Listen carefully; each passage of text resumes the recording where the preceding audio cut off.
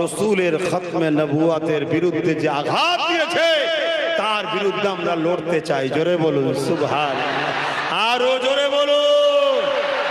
আর আজকে যদি আমি আব্বাস সিদ্দিকী 1450-1500 বছর পরে তোমার এই বেগরির নবীর মিম্বার থেকে দাঁড়িয়ে আজ আমিও যদি বলি, কেউ যদি বলে কোরআন মিটে যাবে, আমার উন্নয়ন মিটবে না, আমি আব্বাস সিদ্দিকী বুকে তাজা খুন দিতে হলেও দেবো, ওদের বিরুদ্ধে লড়তে চাই। তোমরা রাজি আছো না?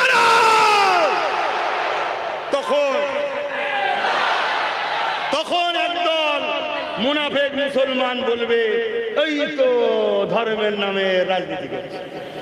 কি বলবে? ধর্মের নামে রাজনীতি করছে। রাজনীতির পাওয়ারে ধর্মের বিরোধী করলো ওটা বলবে না। শুনছেন তো নাকি? রাজনীতির পাওয়ারে ধর্ম